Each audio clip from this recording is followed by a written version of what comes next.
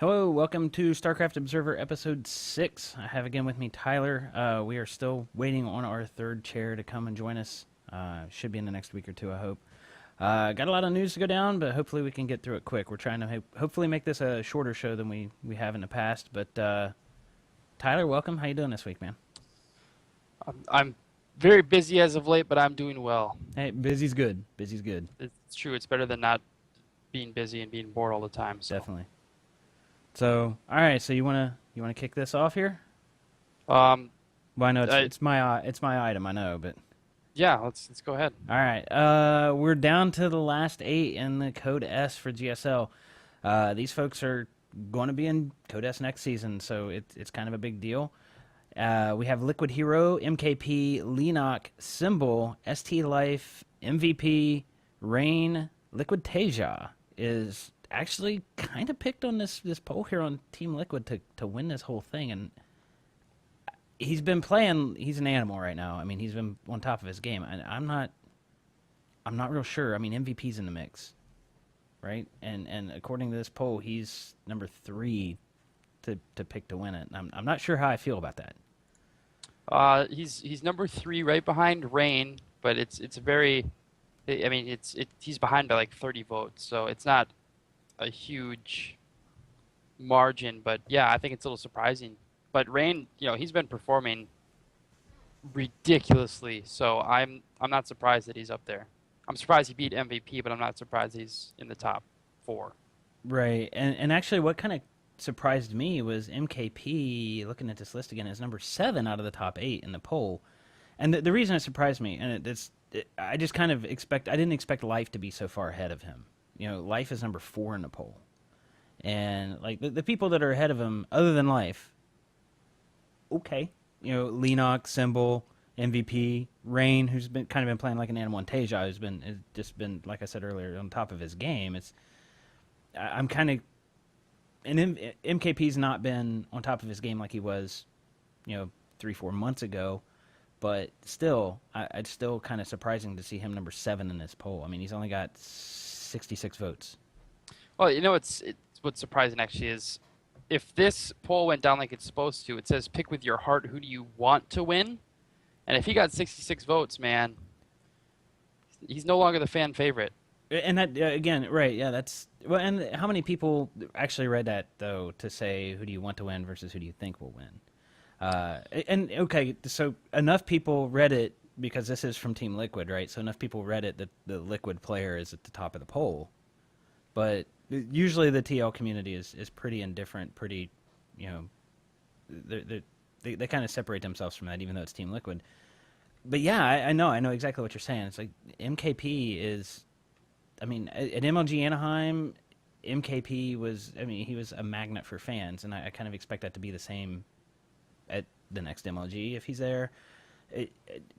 I don't know. I did find that shocking, though. And you're right. Exactly right about who do you want to win, and here he is at 3% of the votes. 66 total votes, and number 1 has got 754 votes for Liquid Teja.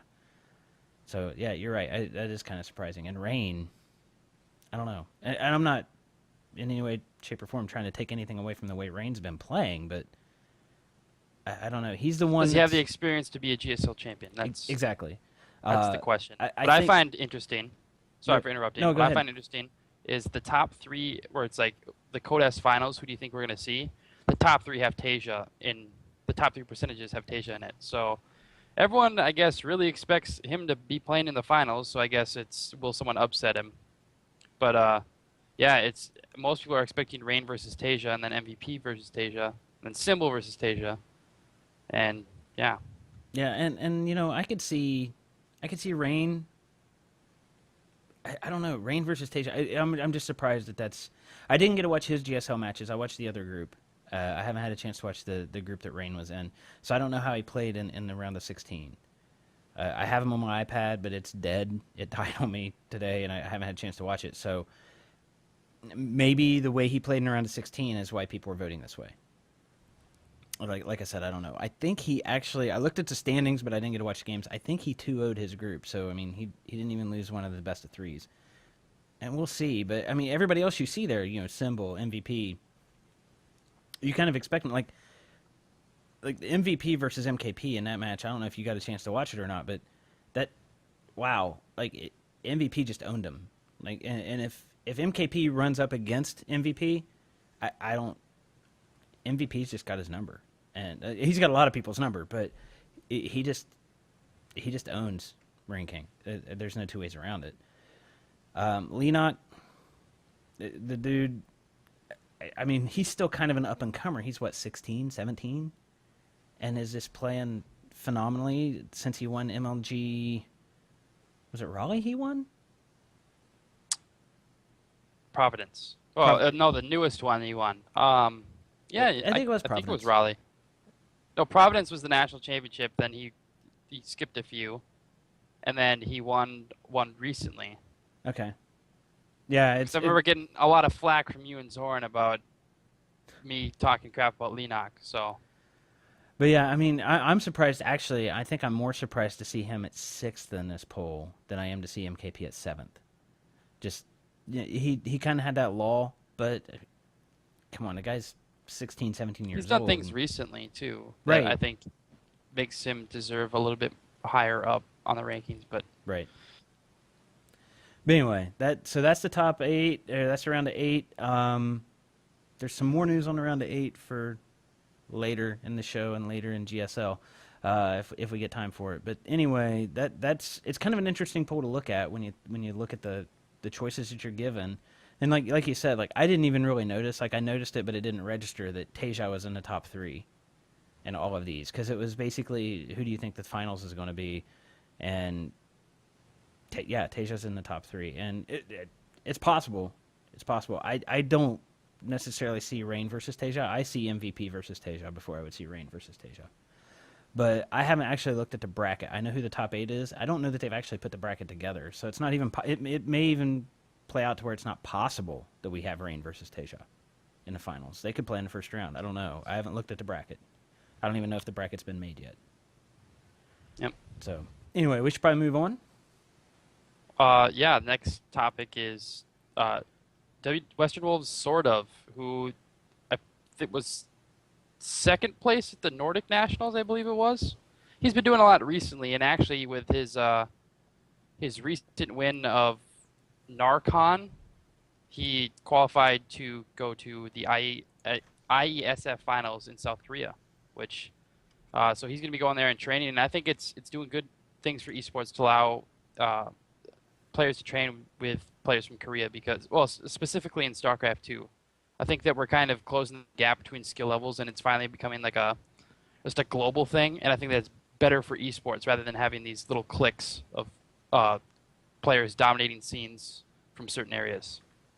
So yeah, I totally agree, and I like this is a guy that I don't really know a whole lot about. I'll admit. I know I had heard his name from. I think you're right. It was the Nordic Nationals. I think I don't remember which ones. But yeah, I've heard his name, but don't know a whole lot about him. Not seen a lot from him. Not watched a lot of his games. And reading a couple of the questions from the interview where it's talking about how he's hoping to pick some things up from the Korean play style and that kind of thing. I don't know. It is a very good thing to see Westerners going to Korea to kind of pick this up, and that's kind of the goal from what I think Sundance tweeted this a couple weeks ago. That's kind of the goal of the MLG versus Pro League stuff that's going on that they announced 2 weeks ago, 3 weeks ago, maybe a month ago. I don't remember how long, but that's kind of the goal, is to get the Western style of play up to the Korean caliber of play. And I agree, it's a huge thing for esports. I think it's going to do wonders for Westerners in esports, and hopefully we get more foreigners in the GSL out of this kind of thing. So I'm, it's, and they list here some of the more notable players that are involved in this, and it's Rain, Nurcio, TLO, Ret, and that's just a few of them. So it's some notable players in there, and I'm really looking forward to this maybe being the beginning, and maybe not the very first thing, but being some of the beginning of Westerners or foreigners being more involved in the esports scene, in StarCraft in particular, and coming up to the caliber that the Korean players are playing at. And I think, I think the U.S. needs to be a little bit more involved. I mean, we have U.S. teams sending players over, but most of these are European players that they're sending over, which I mean is fine because it's still closing the gap. But I think the U.S. needs to get involved as a whole because we're kind of lacking the whole esports scene. Well, and So I would go a step further and just say North America. I mean, I know population-wise, the United States is primarily what the North American player base is made of, but from North America, what do you got? You got Huck, that's played in Korea and done well in Korea. You got Scarlett, who's not done anything in Korea, but has done very well for herself. that's pretty much. Yeah, I mean, Idra way back when. right. Idra way back when, but lately there's not been a lot from those high name players from North America. There's some very well known players from North America, but they've not done anything that's competing with what the Koreans are able to pull off. So hopefully this kind of opens some doors for some more Westerners and specifically, I'm going to show a little national and continental pride here. Hopefully some Americans and North Americans to get in and compete at this level. I honestly think from watching the matches that Scarlett has played in the WCS and at IPL last time, I honestly think she can hold her own. I'm not saying she's GSL champion caliber, but I think she could actually hold her own in the GSL. I think she's got a lot of work to do. No, I'm not saying that. I'm not saying she doesn't. I'm even saying if she wants to compete. It's one thing to win tournaments where it's like, Canadian nationals where there's no Koreans allowed, and then jumping into the GSL where all the real players play. I don't think she'd last. I don't even think she'd last 3 rounds before she got. It would be a slaughter. Okay, but I'm not saying she's a bad player. I'm saying she could. It's just going to require a lot more practice. And honestly, I haven't really seen much of Scarlett as of late. Not since the Canadian Nationals, no. Yeah. I think Scarlett's playing in something right now, that one of the online tournaments, but I'm not really sure. But yeah, it's kind of interesting you're right. I've not seen much from Scarlett since the WCS, Canada and North America. Like, she didn't even play in the MLG, the last MLG, because she was playing in a WCS, and she actually put on Twitter that she thought it would. She didn't understand why players played in both because it hurt your chances at both, which I kind of see your point, but at the same time, that's like buying 2 lottery tickets versus 1 when you're talking about the open bracket in some of these places. So I don't know, because I mean, a lot of that stuff, I've played a lot of tournament poker, and a lot of it comes down to a lot of luck in the terms of there's skill involved, yes, but it comes down to sometimes a lot of luck, probably more so in Starcraft than in poker, where what's the other guy going to do? Is he going to do this weird build? Is he going to try to all in me and I'm going to be prepared for it? And it's not luck in the terms that, in the traditional sense of just pure random draw, but if you start off with a certain build and your opponent starts off with a certain build, you basically started your build based on what you expect the other guy to do, and if they don't do that, then that's when skill really comes in. So I don't know. You're right. Scarlett's not done a lot. I guess when I say I think she could play in the GSL, I mean I think that she could probably get through the qualifiers and get into Code A through the qualifiers. I'm not sure she's a Code S caliber player yet. Oh, absolutely not. I really don't think so either. But there's been other players in Code S. I'm like, how in the hell did they make it? So, not being a player myself, as strictly a fan, I'm just kind of, I don't know. But I think she could qualify for the Code A. But anyway, that's just me. We should probably go ahead and move on some more. The THOR Open is coming up. It's sponsored by pretty much everybody and their sister. We got Intel, SteelSeries, Corsair, Dell, Seagate, Fractal Design, and MSI. It's everything. It's not just StarCraft. It's StarCraft 2. It's Counter-Strike, your weapon of choice there. Dota 2, League of Legends, Battlefield 3, Super Street Fighter, and FIFA 13. And there are 600,000. I don't even know what that currency is. SEK. Is that? People say SEK, but I believe that's Swedish. Maybe. I thought Sweden was part of the EU, but I don't know. You know what? Why don't you keep talking? And you And look I'm that up. going. Yeah, I'm gonna look this up. But basically the conversion rate is the StarCraft 2 Yes, folks.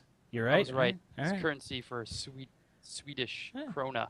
I stand corrected. I thought they were part of the EU. Sorry, folks in Sweden. Ha! I'm not ignorant.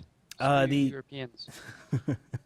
the StarCraft 2 tournament is a total payout of $21,700 US. That's probably based on what the current conversion rate is. Who knows what it's going to be when this actually goes down December 8th and 9th. Counter-Strike's paying out 18.8. Dota 2's paying out 18.8. League of Legends is paying out 14.5, which most StarCraft fans are probably going to snicker at because it's not as high as a StarCraft payout.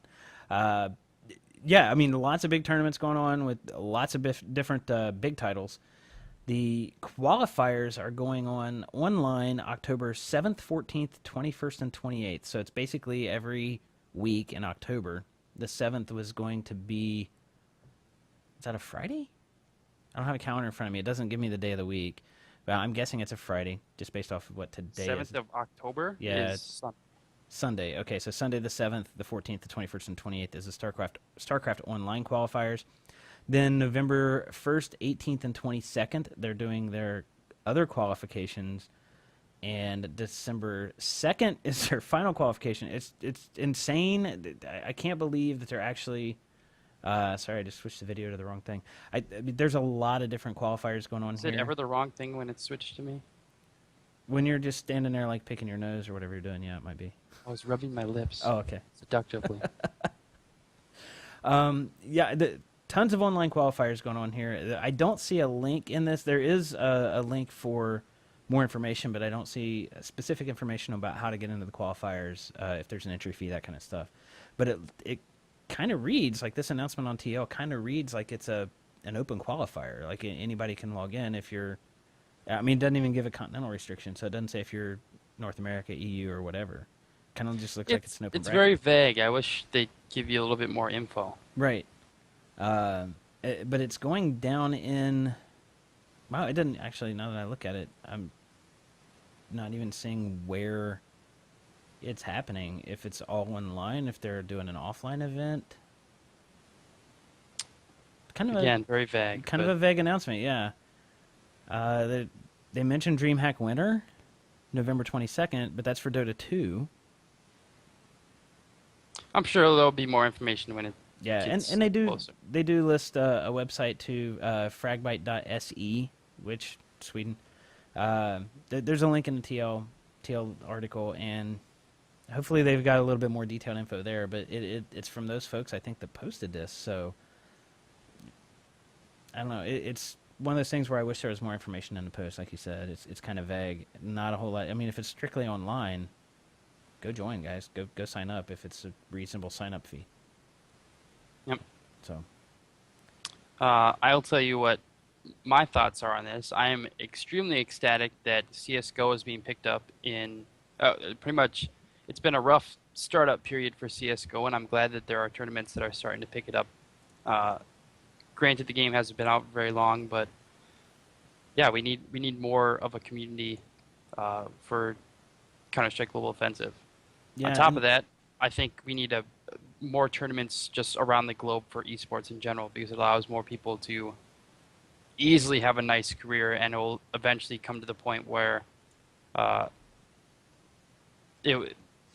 professional gamers will be able to have multi-millions of dollars a year. And I think what makes esports more, I guess, accessible, I don't know what the right word would be, but I think that it's cool that, as in opposition to regular sports like football and whatever, no-name players, you could have some high school kid win, $20,000 just because he won some local tournament. And I think that's cool. No, I think we need more tournaments like that. I totally agree with you, and that's like I mentioned earlier. I used to play a lot of poker, and that was the appeal.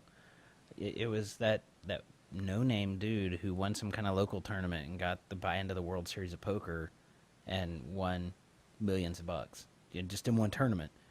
And granted, that's thousands of players. I mean, the World Series of Poker makes the open bracketed MLG look like peanuts, but I totally agree with you. I'm glad to see Counter-Strike the new Counter-Strike Global Offensive getting picked up. And I'm kind of curious, like, kind of go off the tracks here since it's Starcraft Observer, but I kind of got a question about that. Do you think it's because it's relatively new and it's kind of like the transition between Brood War and Starcraft 2 that it's been slow to get picked up? Or is it just because it's new and there haven't been as many players get familiar with it? I think it's due to the fact it's new. However, I expect it to go a lot faster with big leagues like DreamHack dropping Counter-Strike Global Offensive, and then I expected them, dropping Counter-Strike 1.6. I expected them to replace it with Global Offensive, but they didn't right away. I mean, I'm not saying that there haven't been gigantic tournaments that have hosted Global Offensive tournaments, because there has, but I expected it to be more worldwide, I guess. So so you're saying you just expected it to be a quicker pickup? I mean, the game's been out what, a month? I Month and a half? did expect it to be a quicker pickup. Yeah, it was released on August 21st, 23rd. All right, so a little over a month, 5 weeks, 6 weeks, something like that. So that's not too bad, really, when you think about it. So I don't know. I'm glad to see it too. And looking at that list, like Dota 2, all the other games that they're playing, like, and I'm personally sorry, fighter fans, I don't get watching a fighting game. It just doesn't appeal to me.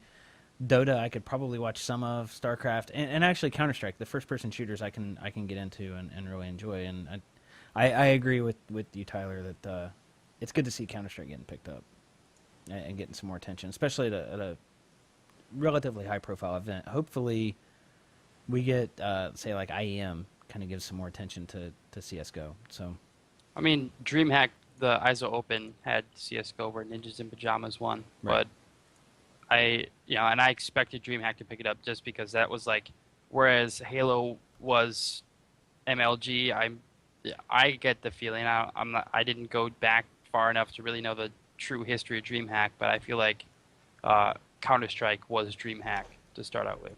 So, and that makes sense considering DreamHack, based in Europe, and 1.6 was so popular in Europe and still is, actually, I think.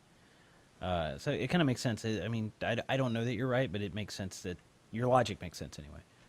So yeah, I mean, hopefully the next DreamHack, hopefully IEM, we get some Counter-Strike Go action going on, and that game can get some traction in esports. But anyway, we should probably go ahead and move on. yeah, we should fly through the rest of these. Hope so. Although we could only hope that the rest of our shows go like this, where we go in depth with each one of these things. But Right. whatever. In a previous episode, we talked about the Asus ROG Tournament of Champions. It's going to be hosted by it's the Good Studio Invitational or whatever, held in Stockholm on the 13th through 14th of October. And before, they only announced that there were 2 players. Before, it was Elfie and Kaz that they announced, but they have now announced the rest of the players, which is Rhett, Stefano, Thorzane, Mana, Lucifron, and Night End. And to be honest, looking at this lineup, I expect Stefano to roll every single player out there with no challenge whatsoever. Yeah. I think the question that should be asked is who's going to place second? I would say you're probably right about Stefano. My second choice would be Thorzane. Mainly based on his performances in the DreamHacks and his experience in Korea. Now, granted, this current GSL Season 4, he forfeited because he was sick, but he's had experience in Korea when I think the only other person here that it's on this list that has had any experience in Korea is Rhett. Yeah, I I think so. And I just think that'll give Thorzane enough experience and enough, that he's probably number 2. Rhett would probably be my number 3. That's based off of their exposure in North America. I know a lot of these guys are bigger names. Like Lucifron did phenomenal in the last event he played in. That was actually what I was going to say. Was my second place finisher is going to be Lucifron due to the fact that how he's been playing recently. Right. Thorzane is so inconsistent for me. He's like, at one moment he'll win some major tournament and then he'll just bomb everything else. And I'm a fan of Thorzane. I like the guy, but I just don't think he's going to play second. I mean, yeah. I just don't think he'll play second. Yeah, and it's just one of those things. Like there's been events in the past where I looked at the roster of players. I'm like, oh, Thor Zane's got, or not, sorry, not Thor Zane, Stefano's got this. I'm like, and he just didn't. Like WCS, I thought Stefano was just going to win it hands down for Europe. Well, actually, no, he didn't. He did win Europe. He did win Euro, but there was actually the event. I don't even remember the name of the event. The one that Lucifron won, Stefano didn't do. I thought Stefano was going to win that one, and he didn't. It's just I don't know. It just depends on honestly with a lot of these players. It depends on if they're sick, if they're tired, if they're injured, if whatever. But there's as far as what we see in North America, there's 4 recognizable players who stand a chance, and the other guys we don't. And I'm not saying that those other guys don't stand a chance. We just in North America we don't have much exposure to them. Elfie, we really don't. Kaz, we kind of do, but not really. The ones we have exposure to, Lucifron, who just did really well, and Thor Zane, Stefano, and Rhett. And honestly, I kind of think with Rhett, a lot of the experience, the exposure that Rhett has in North America is because of Team Liquid, not because of what he's done in North America. And I'm not saying he's done bad, but he hasn't done anything lately that most North American audiences would see. Yep. So, And what I like about this tournament, kind of off subject of what you were talking about, but no matter what, everyone will get a decent chunk of money. 7th and 8th place, it's an 8-player tournament. 7th and 8th place gets 300. 5th and 6th gets 700. right. So I mean, yeah, they're all getting paid. They're getting $300 to just show up. I mean, Yeah, pretty much. That's basically how it goes. Yeah, it's going to be 2 4-player round-robin groups. The top 3 from each group advances. And I really dig this format. I really do. So it looks like they're going to do, they don't really spell it out, but I think they're doing GSL-style groups. But they're going to take the top 3 instead of the top 2. And then that's going to be a 6-player single elimination bracket where the first place in each group get straight entry into, it says into the semifinals, but that doesn't, that'll be the quarterfinals. Because if they're going straight into the semifinals, then number 2 and number 3 in each group don't matter. Right? Yeah. So I think this is misworded. So, but they're going to go into the 6-player single elimination bracket. The way I understand it is in the first round of the bracket, the group winners are going to get a bye. But I dig that. I dig that bracket. I think it's a cool format. It's a little different than what other people do. And I think it's going to be, hopefully it's all going to be live streamed. And it's in Europe, so it's going to be time shifted for us. It is all going to be live streamed in HD, so. Okay. Instead of making people pay for it. Which is awesome. That's why I didn't watch. Apollo and Semler are hilarious. Right, and that's actually the whole paying for it's why I haven't watched the MLG versus Pro League thing. I just didn't think it was worth the money that I wasn't going to get to watch it all. I would have if I could have watched it all. I would have paid for it. And it's not that big a deal, but I knew I wasn't going to get to watch it all, so I didn't. I haven't watched any of it because I wasn't going to pay for it. This is going to be live streamed, true, but we don't know the times of days that it's starting, but it's in Europe. It's in Stockholm, right?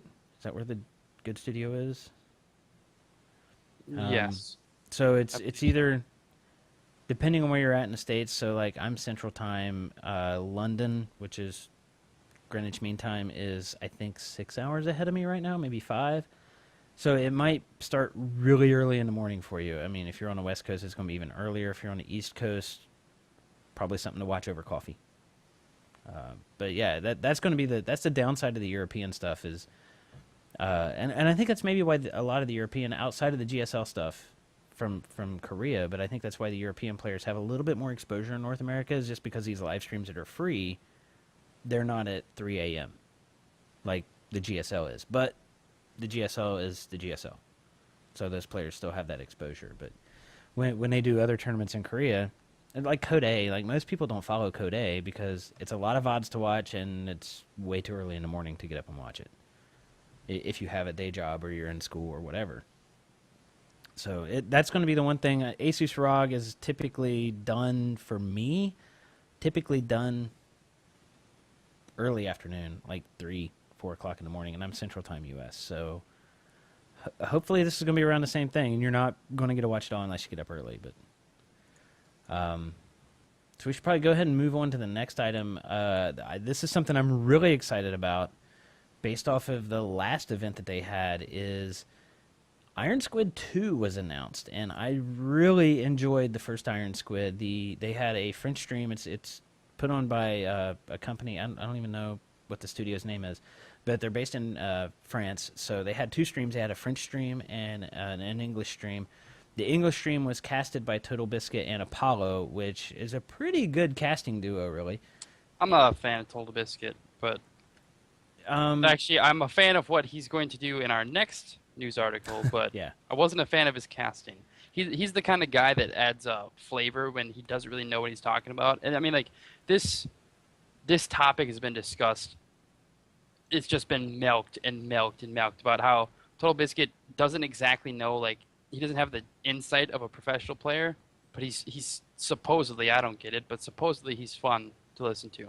I kind of think he is. I think he's entertaining. I kind of, part of the reason I like him and Apollo as a duo is I look at football, I look at baseball, where you've got one person who knows the game, but they don't know the game like the player does. So they're able to give that play-by-play commentary, but you got your player there to give you your in-depth color analysis, the color guy. I mean, every professional sport has that. As far as I can know, I mean, hockey does it, basketball does it. They all do it, where they've got the one guy who does play-by-play, the other guy who does the analysis of, he's doing a 10 gate. Well, TotalBiscuits may recognize that, but then Apollo takes it and runs with it. Of this is what a 10 gate means, and this is what's going to happen with the build. And I dug that. I really did. As somebody who is a fan of traditional sports, and you get that back and forth between the layman, the Joe Schmo guy who knows the game but not as well as the player. I kind of dig that, and I just think TotalBiscuit's kind of entertaining because he's, and I say this in the nicest way possible, a jackass. Yep, definitely. And that's what I find entertaining about it, or about his casting anyway. And for me, it's more entertaining when he casts with Apollo. When he casts with other people, not so much. I'm not saying I dislike it. Just I think they're a good duo. The first 4 players were announced, and I believe, without having looked at it, that they are the top 4 from the first Ironsquid. You got MMA, Nestea, Symbol, and Alive, and 3 of them were in the top 4, if not all of them. I think Alive was in the top 4. And then he was. He ended in 4th place. Right. And then for the rest of it, they're having a Korean qualifier, an EU qualifier, a North America qualifier, and then an Open qualifier that's going to be played on North America servers, but everybody's welcome. This is different than they did last time. They did, I want to say, a 32-player invite last time, where they did group play, and then they went into a bracket, and the finals were held in Paris. Was it really good to watch? It was live streamed, but the timing, I couldn't watch it live, so I had to wait for the VODs. They put out 1080p VODs. The production quality on the videos were amazing. I'm really looking forward to the next one. I can't wait for when it's actually going to happen. Hopefully they're going to stream these qualifiers, at least maybe the finals of the qualifiers, or the semifinals on. I'm not sure, but it does say there will be 4 qualifiers, which I just listed. The 2 players getting into the finals will win their slots in the main tournament, and the winner of each qualifier will win $500. So, just winning the qualifier gets you $500. And then you can bet that our players are competing in it. I hope so. But yeah, I'm looking forward to this. I can't wait for it to actually come out. They haven't said when they're actually going to put the streams out and when they're actually going to hold the event, other than the qualifiers. They've not announced that yet. And that's one thing I don't like about the Ironsquid, and I didn't like then, is they weren't really consistent about putting out their VODs. Like I said, I couldn't catch every stream when it was on live, and because I either had something going on or it happened when I was at work, because it's in Europe, so the time shift, it's 5 hours different, 6 hours different. And I was either at work or had something else going on, and I couldn't catch them all live. And then they put their VODs out maybe a week after the fact. They weren't really consistent about putting out their VODs, and that's something that I didn't like as a viewer, because I'm watching the VODs, but I already know the results, which kind of takes some of the excitement away. It was still entertaining to watch the VODs, but I already know the results. It's like watching a football game that's been recorded. But anyway, going to be interesting to see who qualifies to these, who even signs up for these. I mean, $500 for winning it. I got a feeling, at least from EU and North America, you're going to see a lot of signups. I'm not sure about Korea, and I haven't actually looked at the calendar to see what else is going on those dates. Hopefully, they've done that research and they're not conflicting with anything. So they'll get some high caliber players to compete in the qualifiers, and then we'll see who goes. But I'm looking forward to it. I'm excited about it. I'm really looking forward to Ironsquid II. Apparently you're not, because you're dead silent. I mean, I didn't really catch any of the games from the first season. I wasn't. I guess, like I said, due to the fact that TotalBiscuit was casting, I wasn't a huge fan of watching the games. Well, I don't know why. I'm not knocking the guy as a person. He does great things for esports, but I'm just not a fan of his casting. So it was very rough for me to listen to those games. So that's fair. I mean, I know people who don't like Tasteless and Artosis as casters, and like, whatever. I'm not that picky when it comes to who casters. do you know? Those people are on crack. I agree, but I'm not picky when it comes to casters. I know people who don't like Wolf, and I think he's a phenomenal caster. He doesn't have the entertainment aspect that Tasteless and Artosis do, but I think he's a good caster. But yeah, And you know, I want to clarify something because it always bothers me. I'm being a critic of these casters. I am not in any way saying I could do anywhere near the skill level that they do casting. that's a good thing to throw out there in the esports and just in general in the gaming community. Yeah, I agree. Like I'll be critical of anybody, but that doesn't mean that I can do a better job. Yeah, I could not even compete with those guys when it comes to casting. They're just too much going on. But I do, you know, as a fan, I do have the people that I favor more. So. No, it makes total sense. I mean, that's the same as football. It's like you're watching your favorite team play, or baseball, and it's like, man, I can't stand these announcers. It's the same thing. So, but anyway, that kind of led us into like you were just saying a minute ago. Of course it did, because I'm pro at setting this up. TotalBiscuit and his wife Jenna, they formed Axiom Esports, and so far they have one person signed up, and it is Crank. They signed Crank. They did do an individual sponsorship of him for the last MLG, but they have announced that he's going to be going to MLG Dallas. He qualified for IPL 5. He's in the MLG versus Pro League. And Husky and TotalBiscuit are the sponsors of the team. They make enough revenue that they can sponsor players, and I feel like as they get further and further, they're going to get more major sponsors, but it's a good start.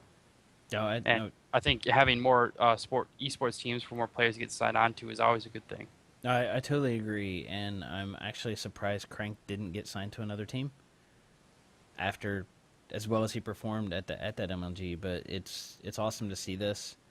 I kind of wish they had continued to do the Kickstarter, Indiegogo, whatever way. I mean, I think they did Kickstarter last time, but it's kind of. I kind of wish they would have continued to do that so it could be a community-supported team. But they both make enough revenue off of their casting and YouTube and whatever that they can afford it. But I don't know. I think it would have been cool to have that team be like the Green Bay Packers. I think we're both Packer fans, right? To have that team that's owned by... That we are, good sir. Say again? That we are. But, well, the Packers is a little bit different, but, you know, it's a stock-based... right, but it's stock share-based team, but essentially if you buy one Packer stock, you don't own anything. The only thing that qualifies for you is to go to, like, the shareholder meetings, but it makes you have that say in who... Right. You feel like you have the say on who the Packers... Right, my share's right over there. Yeah. But, I mean, it would be cool to have the Green Bay Packers of esports and be part of that. It would, and, you know, they're a loved team. They're right. Titletown, USA, baby. So, yeah, I kind of wish they would have continued to do that, but they don't need to. And I understand that they can't depend on that because attention or the interest might fizzle out and they're not going to have the contributors from Kickstarter or whatever. So, but yeah, I mean, it's a really cool idea. And the way Crank performed last time, hopefully this is the start of a good thing for them, for Crank and esports in general, to just kind of see the community get involved, get this guy his break, which I think kind of is what happened at the last MLG. You know, the community got involved. Crank kind of got his break. He wasn't really that well known outside of Korea. Now a lot of people in North America know who he is, and now he's on a team, and we'll see how it goes. I'm looking forward to how this is going to shape out. So, All right, these last two topics we have to fly through, but a new thing was released. There's a cool little, a different way to look at the championships and stuff like that. Before, it's earnings per game. So based on the games they've played in tournaments and then the earnings they've taken away from it, they came up with this cool little way to figure out how much these players are actually getting per game. And before the original top 10 was MC, MVP, Nesty. I'm not going to go into it, Stefano. But MC was earning $437 per game that he played. Now Fruit Dealer's on top, earning $840 per game he's played. Now that kind of, it sounds more ridiculous than it actually is, because they're taking it on tournament games, and if you've only played one tournament but you've done really well, so you've a person like MC who's played in hundreds of tournaments and played thousands of games, it's very impressive that his earnings per game are at 437. But it was cool that someone took the time to go into and figure out the math for all that. No, I totally agree. I looked at this and was really surprised that Fruit Dealer being at the number 11 on the list on the total earnings, but number 1, and it's because of the tournament that he won.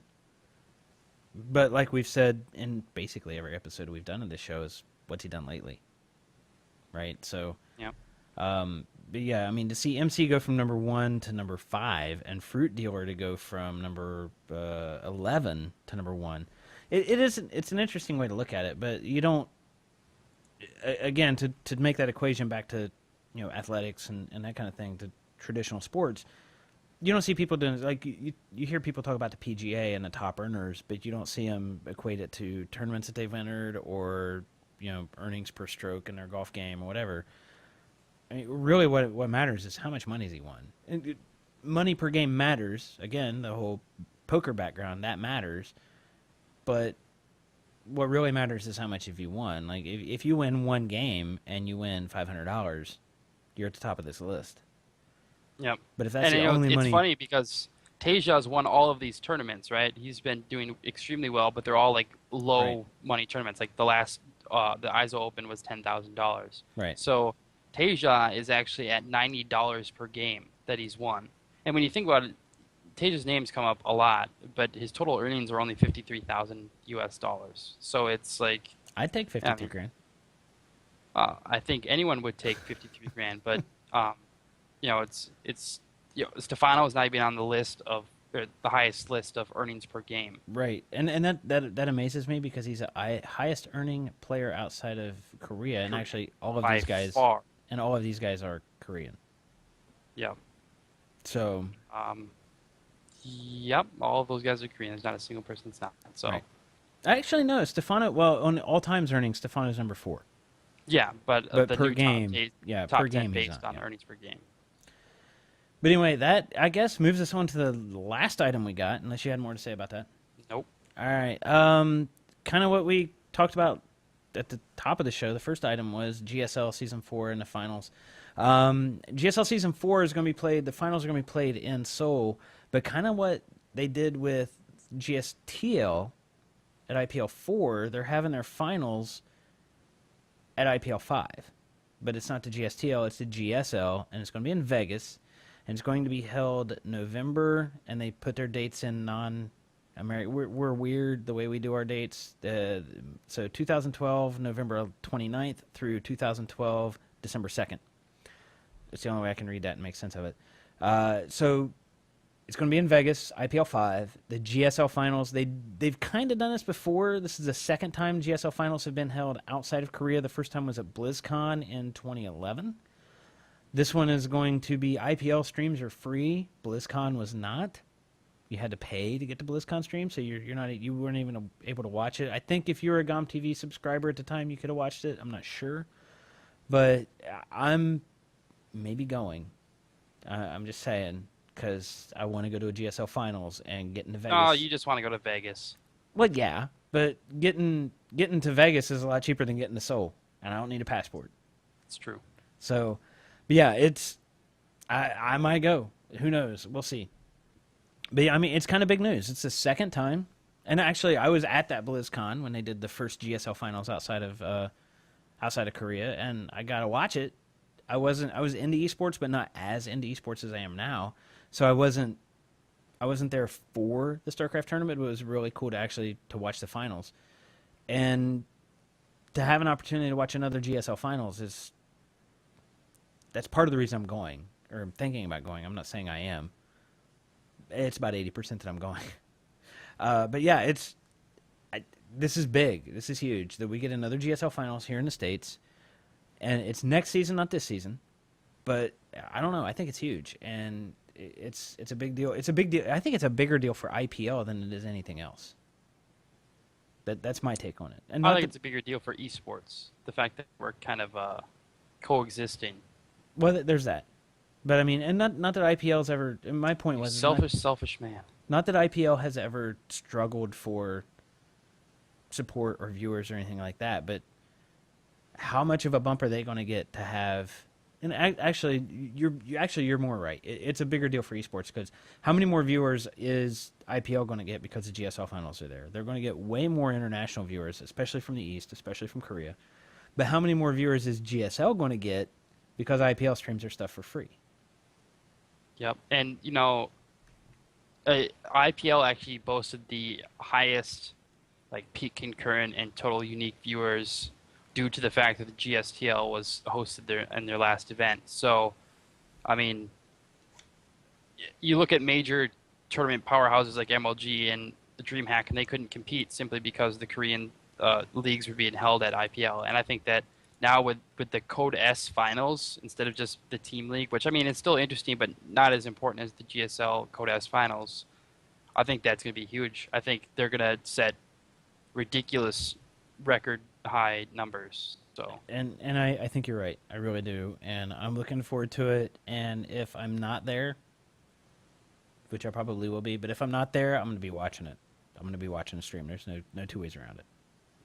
I'm going to watch IPL anyway because it's an hour behind me or 2 hours behind me. So yeah, I'm definitely going to be watching it, and I can't wait. I literally can't wait.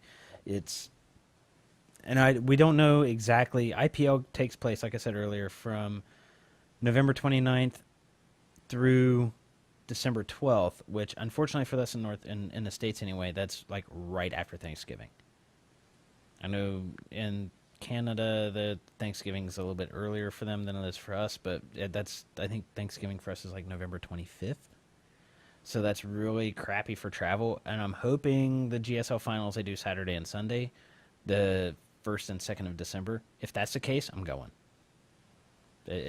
If I gotta sell my children, which I don't have, I'm going. So, but anyway, that is it for this week, and we actually aimed for a short show, and we didn't really end up coming up with one. it's funny because when we tried to go long, we end up short, but when we try to go short, we end up long. Exactly, so. And whatever. But it's still been a good time for me, and hopefully you had a good time too. You got anything you want to throw out there as a shout out last minute before we close up the show? Just the usual. If everyone could go facebook.com/RighteousDawn. We appreciate everybody's support. We'd like to thank our sponsors, esportsnet.tv, obviously the host of the show, Gaming Jerseys, and that's it. All right, and I would like to point you all to our Facebook page, facebook.com/esportsnettv. We're giving away a $20 jinx.com gift card. And once we get to 100 likes, and we've got a Sound Blaster Fatality headset that we're going to give away once we get a little bit higher. Haven't figured out when yet. And hell, we might actually give that away at 100. Who knows? And I'd also like to thank Tyler and Righteous Dawn for showing up. And by the way, dude, that's kind of a snazzy headset you got going on there. Yes, actually, someone really cool bought this for me, and I appreciate everything he does for me. And it sounds way better than the other crappy one you had. Yeah, that one, it was an old headset. It treated me well for a long period of time, longer than most headsets last. So I appreciate it, but it's It's lived its life. It's Now on we the just top. now we just need to convince those folks to pay us. Yep. So anyway, yeah, Facebook page, Righteous Dawn, eSportsNet TV. Give us a like, and if you've got any feedback for the show, send us an email at esportsnettv@gmail.com. And I guess until next week, have fun, y'all.